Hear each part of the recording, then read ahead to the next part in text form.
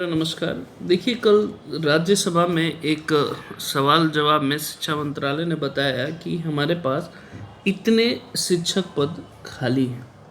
तो जब इतने शिक्षक पद खाली हैं तो एक सवाल सरकार को ये भी जवाब देना चाहिए, जहाँ पे ये इतने शिक्षकों की कमी है वहाँ पे एजुकेशन कैसे दी जा रही है। बार बार मैं हम इसीलिए इस मुद्दे को उठाते हैं कि एटलीस्ट एक रूटीन लेवल पे, एक प्रोसेस लेवल पे एवरी ईयर शिक्षक भर्ती होना चाहिए, जिसके बेसिस पे ये प्रॉब्लम दूर किया जा सके। सरकार खुद जवाब दे रही है कि हमारे पास 1.40 लाख कैंडिडेट शिक्षक भर्ती अभी भी हैं। तो इस सवाल का जवाब देगा कौन?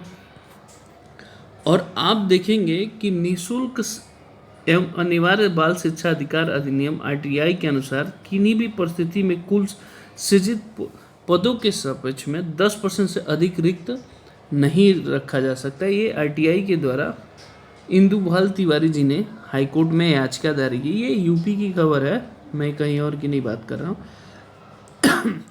जबकि लगभग प्रत्येक जिले में 35 से 48 रिक्त पद खाली हैं। 4.5 साल में नई भर्ती नहीं आने के कारण तो पूरे रिक्त पद हैं। कहने का मतलब ये है कि न्यू शिक्षा आयोग बन गया है, फिर भी इतनी अगर सरकार जवाब दे रही है तो इतनी भर्ती जल्द से जल्द कराए और जितने बेरोजगार लोग हैं शिक्षक तैयारी कर रहे हैं उनकी असल में मांग को पूरा किया जाए। ये बहुत बड़ा है कि यहाँ पे एजुकेशन सिस्टम कैसे चलता होगा, ये आप लोग अंदाज़ा लगा सकते हैं। ये सबसे बड़ी खबर है। आगे बढ़ते हैं। दूसरा जो सबसे कल मांग किया गया था कि जो पुराना विज्ञापन है उसी में जो नए पद हैं उसको शामिल करने की मुद्दा उठ रहा है कि मतलब जैसे जो भरा गया है आप उसी के लिए, जैसे मान लीजिए टीजीटी पीजीटी का जो वैकेंसी था वो 4163 था। अभी सरकार का जो मानना है, आपको दिखाया है कि विधानसभा में उन्होंने दिया है, तो लगभग 16,000 पद खाली हैं। तो वो कह रहा है कि इस 16,000 पदों को इसमें ऐड किया जाए। मतलब प्रतियोगी छात्र संघ ने मांग किया है कि जो भी, चाहे असिस्टेंट प्रोफेसर का जो है जो भी हो, कि पुराने विज्ञापनों में जो भी नए पद हुए हैं उन सभी को इसमें शामिल किया जाना चाहिए, तभी बेहतर भी होगा। और बहुत सारे कैंडिडेट हैं, लगभग आप देखेंगे 15 लाख आसपास कैंडिडेट इसको फॉर्म को फिल किए। या शामिल करके एक बार और ओपन कर दिया जाए तो उसको, जो कैंडिडेट रह गए हैं तो उसको फिल करें तो वो ज़्यादा बेहतर है। आगे बढ़ते हैं। देखिए, कल मैं आपको एक बताया था एलटी ग्रेड का 2 माह में आएंगे विज्ञापन, होगी परीक्षाएं, भर्ती परिणाम आने की उम्मीद है। देखिए, लोक सेवा आयोग की तरफ से कई सारी भर्तियां आने वाली हैं, तो इसमें आपको एलटी ग्रेड का काफ़ी मुद्दा गरमाया हुआ है।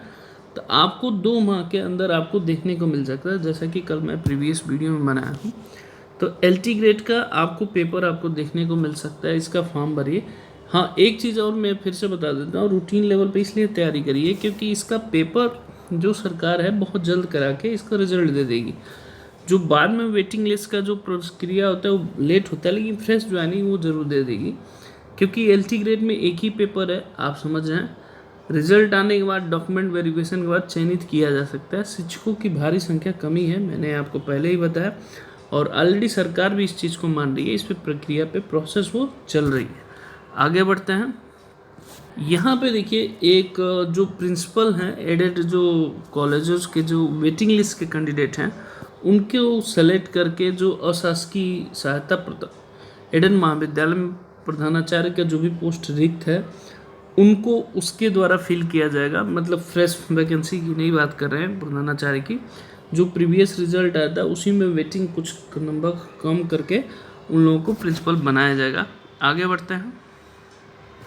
देखिए, जो 69,000 जो शिक्षक भर्ती थे कैंडिडेट आज धरना देंगे, क्योंकि हाई कोर्ट और सुप्रीम कोर्ट से राहत मिलने के बावजूद भी नियुक्ति नहीं मिली है।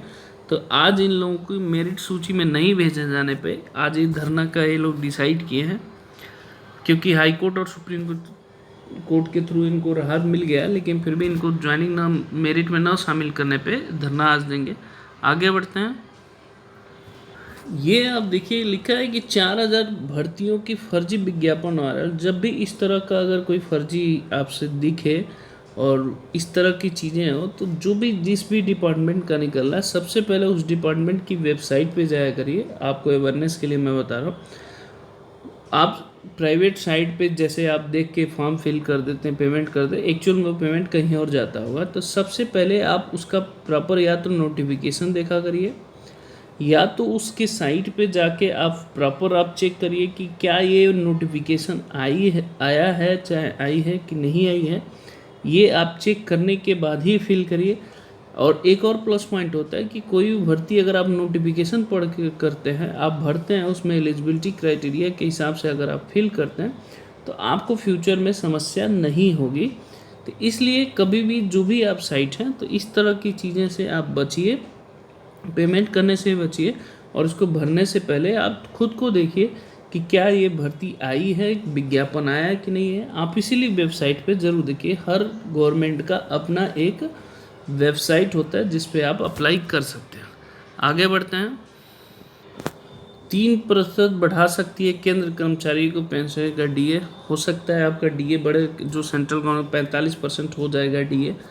ओके, जय हिंद, जय माता दी।